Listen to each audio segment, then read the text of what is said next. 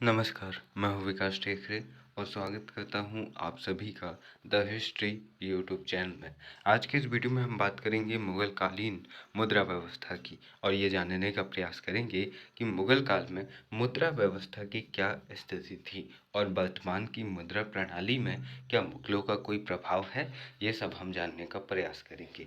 दोस्तों, भारत की आज की जो मुद्रा है इसे रुपया कहते हैं और इस रुपयों की शुरुआत हम देखते हैं कि शेरशाह सूरी द्वारा की गई थी और इन रुपयों को बरकरार रखते हैं मुग़ल बादशाह अकबर और अन्य मुग़ल शासक।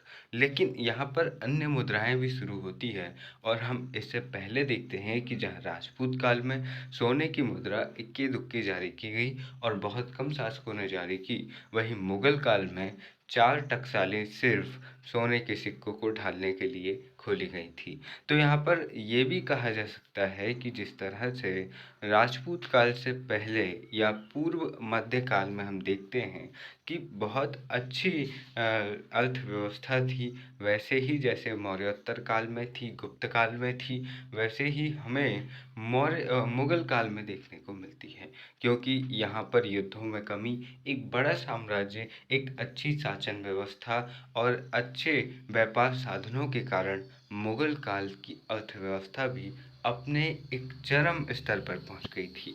दोस्तों, बाबर के सिक्कों की बात करें तो बाबर और हुमायूं के ज़्यादा सिक्के हमें नहीं मिलते, क्योंकि इन दोनों के पास में ज़्यादा कार्य करने के लिए, ज़्यादा योजनाएं बनाने के लिए समय नहीं था। बाबर के पास मात्र 4 वर्ष थे, वहीं हुमायूं के पास मात्र 11 वर्ष थे। लेकिन यहाँ पर यह भी बात ध्यान रखनी चाहिए कि शेरशाह सूरी के पास सिर्फ 5 वर्ष थे। उसके बावजूद शेरशाह सूरी मध्यकाल के सबसे महत्वपूर्ण शासकों में से एक माना जाता है। वह आईने ए दहसाला पद्धति जिसे अकबर ने शुरू किया और प्रसिद्ध हो गया, वह रैयतवाड़ी व्यवस्था का बेस उसका रैयतवाड़ी व्यवस्था थी जिसको शेरशाह सूरी ने शुरू किया था। मुद्रा प्रणाली का आधार शेरशाह सूरी था। बहुत सारी व्यवस्थाएं जो अकबर ने शुरू की, उनका आधार शेरशाह सूरी पहले ही बना चुका था। यही कारण है कि शेरशाह सूरी को अकबर का पूर्वगामी कहा जाता है। अब यहाँ पर यह भी ध्यान रखने योग्य बात है कि इस उदाहरण से, जहाँ शेरशाह सूरी अपने 5 वर्षों में बहुत महत्वपूर्ण कार्य कर रहा है और लगातार युद्ध भी लड़ रहा है, पर वहाँ पर बाबर और हुमायूं इन कार्यों के प्रति हमें कमज़ोर नज़र आते हैं। तो हम कह सकते हैं कि इनकी रुचि सीधे तौर पर इन कार्यों में नहीं रही होगी। यहाँ पर बाबर शाहरुख काबुल से कुछ सिक्के जारी करता है शाहरुख नाम के, और बाबर कंधार से अपने नाम से सिक्के जारी करता है। यहाँ पर ये दोनों ही सिक्के चांदी के होते हैं और इनमें नाम, उपाधि और प्रारंभिक 4 खलीफाओं के नाम यहाँ पर अंकित होते हैं। अब ये 4 खलीफाओं के नाम अंकित कर रहे हैं और चारों खलीफाओं के पदक्रम को मान रहे हैं, इसका मतलब है कि ये सुन्नी संप्रदाय से संबंध रखते थे। हम देखते हैं कि आगे जब हुमायूं सफवी जो ईरान के शासक होते हैं, सफ़ी वंश के, उनसे जब मदद मांगते हैं तो मदद के बदले शासक उन्हें कहता है कि आपको शिया धर्म अपनाना पड़ेगा और वहाँ पर फिर हुमायूं शिया धर्म अपनाता है। अब यहाँ पर मुस्लिम धर्म में ही 2 भाग हैं, एक शिया है और एक सुन्नी है। सुन्नी जो कि चारों खलीफाओं के क्रम को मानते हैं और यहाँ पर खलीफा व्यवस्था को मानते हैं। वहीं जो शिया है वह 4 खलीफाओं के क्रम को नहीं मानते हैं और चौथे खलीफा अली को, जो कि मोहम्मद पैगंबर साहब के दामाद थे, उन्हें ही अपना पहला खलीफा मानते हैं और ऊपर के 3 खलीफाओं को वे कहते हैं कि इन्होंने गलत तरीके से पद प्राप्त किया। तो यहाँ पर चारों खलीफाओं के नाम मिल रहे हैं, इसका ये मतलब है कि ये चारों के पदक्रम को मान रहे हैं, यानी कि ये सुन्नी संप्रदाय से हैं। अब मुग़ल काल में सोने, चांदी और तांबे के सिक्के जारी किए गए। व्यवस्थित रूप से मुद्रा प्रणाली की शुरुआत अकबर के समय पर होती है। अबुल फजल के अनुसार कुल टकसाल 60 थी अकबर के समय पर, और सर्वाधिक टकसालें 85 औरंगज़ेब के काल में थी। तो यहाँ पर कह सकते हैं कि सिर्फ कुछ 25 टकसालें यहाँ पर बढ़ रही हैं। तो यहाँ पर ये कह सकते हैं कि टकसालों या सिक्कों की जो सबसे ज़्यादा काम यहाँ पर मुग़ल काल में कोई कर रहा है, वो कर रहा है अकबर। अब यहाँ पर देखिए 60 में से अकबर के समय पर 4 टकसालें जो थी वह कौन-सी थी? सोने की थी और 14 टकसालें जो थी वह थी चांदी की और 42 टकसालों में तांबे के सिक्के ढाले जाते थे।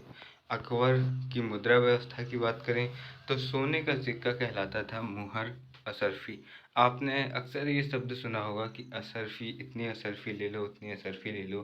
ख़ास तौर पर आपने मुग़ल से रिलेटेड कुछ पढ़ा होगा, ऐसे ही कहानी किस्से टाइप में, तो उसमें आपने पढ़ा ही होगा। मुहर 159 ग्राम की और 9 रुपए के बराबर ये होता था। ठीक है? आज के 9 रुपए के बराबर नहीं, उस समय के 9 रुपए के बराबर, क्योंकि ये सोने का सिक्का है। ठीक है? अब अन्य स्वर्ण सिक्कों की बात करें तो संसव जो कि 101 तोला का होता था। अब ये ध्यान रखना है कि संसव 101 तोला का है तो ये काफ़ी क्वालिटी वाला और वज़नदार सिक्का है। अब इसको ज़्यादा ही चलाते ही नहीं थे इसको। ये किसको देने के लिए था? ख़ास तौर पर किसी विदेशी शासक को या फिर किसी अमीर को, अगर उसने बहुत अच्छा काम किया है।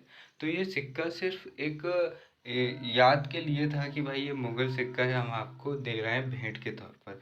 तो कोई विदेशी शासक हो या फिर इनका ही कोई अमीर हो, उसको ये भेंट के तौर पर सिक्के देते थे। कौन-सा? संसव, और ये 101 तोले का होता था। शहंशाह एक महत्वपूर्ण सिक्का था और अटमा, अब जो ये अटमा था ये शहंशाह का चौथाई हिस्सा था। ठीक है?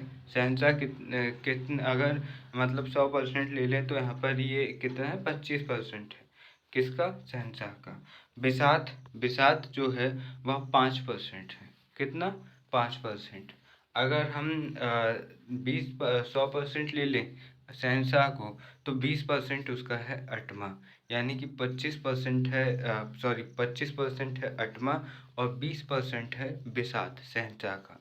और जो चुगल है वह चुगल कितना है?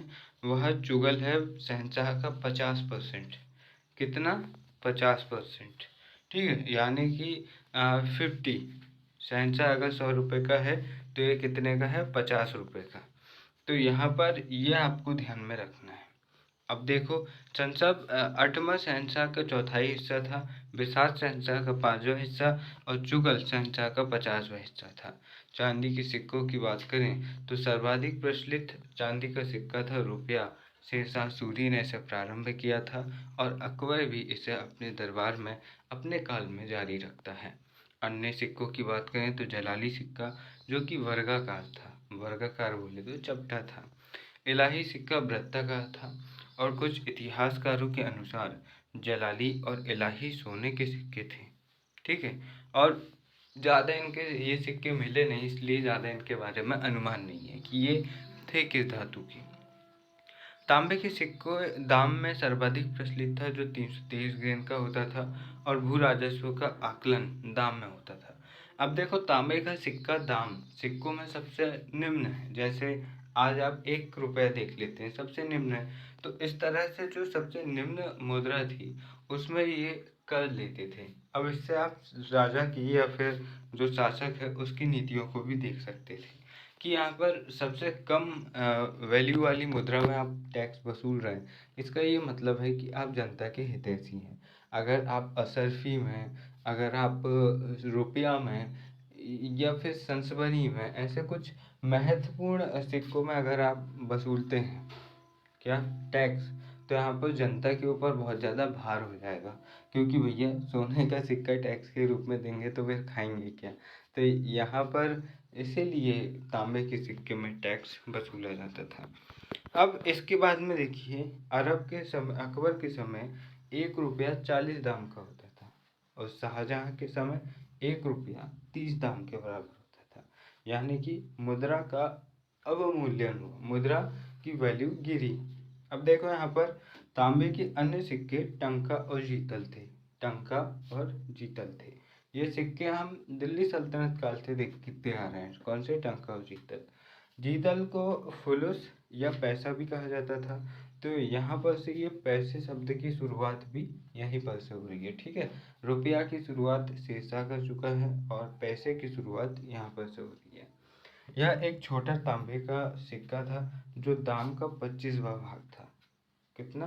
दाम का 25वां भाग होता था। औरंगजेब के काल में तांबे की कमी होने की वजह से दाम के वजन में 1/3 कमी की गई। नोट की बात करें, यानी कि एक इम्पॉर्टेंट पॉइंट ये है कि आम लेन देन में सर्वाधिक प्रयोग दाम का होता था। किसका? दाम का ही होता था। अब अकबर ने अपने सिक्के पर कलमा, सूर्य चंद्र और हंस की आकृति तथा हिंदू देवी देवताओं में भगवान राम और माता सीता के चित्र अंकित करवाए थे। और आगे चलकर औरंगजेब इन सभी चीज़ों को हटवा देता है, क्योंकि एक तो शरीयत में कहा गया है कि भाई जीवित व्यक्ति की तस्वीरें आप नहीं लगा सकते, तो यहाँ पर इस चक्कर में भगवान राम सीता इनकी तस्वीरें हट जाती हैं। और कलमा, वह कहता है कि भैया कुरान की अगर आप पाक आयतें जो कलमा वगैरह आप लिखवा रहे हो, इससे क्या होगा कि कोई भी छुएगा इनको गंदे हाथ से या फिर कहीं भी गंदी जगह रख देगा, तो इससे उनका अपमान होगा। तो यहाँ पर औरंगजेब बाद में इन सिक्कों को बंद करवा देता है, ये लिखवाना बंद करवा देता है। एक सिक्के पर राम सीता का चित्र व देवनागरी में लिखा हुआ, देवनागरी बोले तो हिंदी भाषा में राम सिया लिखा हुआ है। अब अकबर ने असीरगढ़ विजय के बाद बाज की आकृति के सिक्के जारी किए। अकबर ने असीरगढ़ विजय के बाद बाज के सिक्के जारी किए। जहांगीर पहला शासक था जिसने मुगल शासकों की छवि वाले सिक्के जारी किए थे। जहांगीर पहला शासक था जिसने मुगल शासकों की छवि वाले सिक्के जारी किए। उसने अपने चित्र के साथ साथ अकबर के चित्र वाले सिक्के भी जारी किए। तो यहाँ पर अकबर के चित्र वाले सिक्के अकबर जारी नहीं कर रहा है, वो जारी कर रहा है उसका बेटा जहांगीर। अब देखो, जहांगीर के कुछ सिक्कों पर शराब के प्यालों का चित्र तथा 12 राशियों के चित्र भी मिलते हैं। ये किस बात को दर्शाता है कि भाई एक तो ये शराबी था और ऊपर से ये ज्योतिष में विश्वास रखता था। एक और शासक है मुगल काल का जो ज्योतिष में अंधविश्वास रखता था, वह था हुमायूं। हालांकि वह मरा लेकिन ज्योतिष उसको रोक नहीं पाया। अब देखो, यहाँ पर जहांगीर के सिक्कों पर जहांगीर के नाम के साथ साथ नूरजहां का नाम भी अंकित करवाया गया था, और उसने नूरजहां के नाम से भी अनेक सिक्के जारी किए थे, जैसे नूर शाही, नूर अफगान, नूर सुल्तान, खैर काबुल और नूर दौलत और नूर मियाँ जैसे उसने अनेक सिक्के जारी करवाए, क्योंकि वह नूरजहां से बहुत प्यार करता था। और हम देखते हैं कि किस तरह 1611 के आसपास वह नूरजहां से विवाह करता है। अब इसके बाद में देखिए कि जहांगीर ने एक तांबे का सिक्का हिसार भी जारी किया था, और शाहजहां ने चांदी की एक छोटा सिक्का आना जारी किया। 12 आना, 40 आना, ऐसा हम आना भी देखते हैं पहले मुद्रा में। तो ये मुगलों की देन है। मूल्य, जो चांदी का मूल्य था वह रुपये में था भैया, रुपये का चौथाई भाग था। किसका? शाहजहां का जो एक आना सिक्का उसने जारी किया, उसका मूल्य था रुपया में चौथाई भाग। औरंगजेब ने अपनी कट्टर धार्मिक नीति के तहत सिक्कों पर कलमा और देवी देवताओं के चित्र अंकित करवाने पर पाबंदी लगा दी। और औरंगजेब के समय संगीत पर प्रतिबंध था, लेकिन कुछ सिक्कों पर मीर अब्दुल्ला सहवाई के पद्य की कुछ पंक्तियां अंकित करवाई थी। मुगल काल में प्रचलित सिक्कों पर टकसाल का नाम और वर्ष भी अंकित करवाया जाता था। मुगल, तो यहाँ पर टकसाल का नाम और किस वर्ष सिक्का जारी हुआ है ये अंकित करवाया जाता था। आज भी आप सिक्के देखना तो आपको सिक्कों में ना एक तो मिलेगा कि कौन से ईयर वह सिक्का बना है, दूसरा आपको वहाँ पर एक चिन्ह भी मिलेगा ईयर के नीचे, डॉट, स्टार, ट्रायंगल और एक डायमंड टाइप का, ऐसे 4 चिन्ह होते हैं। और चारों चिन्ह की अलग अलग टकसालें हैं आज भी भारत में। तो चिन्ह से आप पता लगा सकते हैं कि ये सिक्का किस टकसाल में बना है। खैर, अभी तो मैं भूल गया हूँ कि भैया चिन्ह डायमंड में कौन सी टकसाल होती है और बिंदु में कौन सी टकसाल होती है, स्टार में कौन सी टकसाल होती है, तो मैं भूल गया हूँ अभी। लेकिन आप जब खुद सर्च करके देखोगे ना तो आपको पता लगेगा कि आप किसी भी सिक्के को उठा के देखना, उसमें जो चिन्ह होगा ना उससे आपको पता चल जाएगा कि भाई ये सिक्का कहाँ पर बना हुआ है। अब मुगल शासकों द्वारा किसी टकसाल में ढाले गए कुल सिक्कों के मूल्य का 2.5% कर के रूप में टकसाल से वसूला जाता था। इस कर को महसूल ए दारुल जर्ब कहते थे। ठीक है, दारुल जर्ब क्या है? टकसाल से वसूला जाने वाला कर, 2.5% जो वसूला जाता था। ताज़ा सिक्का किसको कहते थे? तो ये वर्तमान शासक द्वारा जारी पिछले वर्ष व इस वर्ष के सिक्के और वर्तमान में जो प्रचलन है, यानी कि अभी करंट में जो सिक्का जारी हो रहा है, जैसे अभी मोदी जी की गवर्नमेंट में जो नोट्स जारी हो रही हैं, वो क्या है? वो ताज़ी मनी है, ठीक है। ताज़ी यानी कि फ्रेश मनी है, ताज़ा सिक्का है। जैसे अभी जो 2024 से 2027-28 तक जो सिक्के जारी होंगे उनके पूरे कार्यकाल के 5 वर्ष में, तो वो क्या होंगे? वो यही होंगे, ताजे। अब जो मनमोहन सिंह, अटल बिहारी वाजपेयी उस टाइम की जो नोट होंगी या फिर जो सिक्के होंगे, वो क्या कहलाएंगे? वो कहलाएंगे चालानी सिक्का, ठीक है। पूर्व के शासकों द्वारा जारी किए गए सिक्के जो वर्तमान में प्रचलित हैं, इनका मूल्य अंकित मूल्य से कम होता था। जो पूर्व के सिक्के हैं उनका क्या होता था? अंकित मूल्य से उनका मूल्य कम होता था। जैसे उनमें अंकित मूल्य है 100 रुपये, तो उस सिक्के का मूल्य 90 रुपये होगा। मतलब अंकित मूल्य जितना लिखा हुआ है उससे उसकी वैल्यू कम है। खजाना की बात करें तो पूर्व के शासक द्वारा जारी ऐसे सिक्के जो वर्तमान में प्रचलन में नहीं हैं, इनका मूल्य भी अंकित मूल्य से कम होता था। तो यहाँ पर 3 टाइप के सिक्के ये बता रहे हैं। पहला कि वर्तमान शासक के समय पर जो सिक्के जारी हो रहे हैं, पिछले वर्ष, इस वर्ष जो जारी हुए हैं वर्तमान शासक के समय पर, ठीक है। एग्जाम्पल से समझ लीजिए कि वो सिक्के जो अभी मोदी जी के टाइम पर जारी हुए हैं, सिक्के या नोट वगैरह। फिर वो नोट या वो मनी जो किसके समय पर जारी हुई है? मनमोहन सिंह, अटल बिहारी वाजपेयी या उनसे पहले के प्रधानमंत्रियों के समय पर जो जारी हुई है, जो आज भी चल रही हैं, ठीक है। 10 की नोट हो या फिर 5-10 के सिक्के हों, जो पहले के भी अभी हमें देखने को मिल जाते हैं, ठीक है। अब तीसरी वह मुद्रा है जो हम देखते हैं कि 2016 में जो नोटबंदी होती है, तो नोटबंदी में बहुत सारी नोट बंद हो गई। तो इसी तरह से जो पहले की नोट चलती थी जो अब बंद हो चुकी है, वो क्या है? वो खजाना है, ठीक है। तो उनकी वैल्यू अगर आप आज की तुलना में करोगे, आज की मुद्रा की तुलना में, आज भी आप देखोगे कि आज की जो 500 की नोट है उसकी वैल्यू ज़्यादा होगी, और आज से 10-15 साल पहले की जो 500 की नोट होगी उसकी वैल्यू कम होगी, ठीक है। ऐसा यहाँ पर होता था। तो 3 प्रकार की यहाँ पर मुद्रा ये बता रहे हैं। तो यहाँ पर भैया ये वीडियो तो होता है एंड। यहाँ पर हमने समझी मुगल कालीन मुद्रा व्यवस्था, और मुझे उम्मीद है कि आपको ये वीडियो पसंद आया होगा और आपने इस वीडियो से ज़रूर कुछ ना कुछ बेहतर सीखा होगा। वीडियो के आखिर में बस इतना ही। महान कार्य करने का एकमात्र यही उपाय है, महान कार्यों को करने का एकमात्र यही उपाय है कि आप अपने काम से प्यार करें। जब आप अपने काम से प्यार करेंगे तो आप उसमें परफेक्ट बनने लगेंगे, और जब आप किसी काम में परफेक्ट बन जाते हैं तो उस काम में आपको बेहतर बनने से कोई नहीं रोक सकता।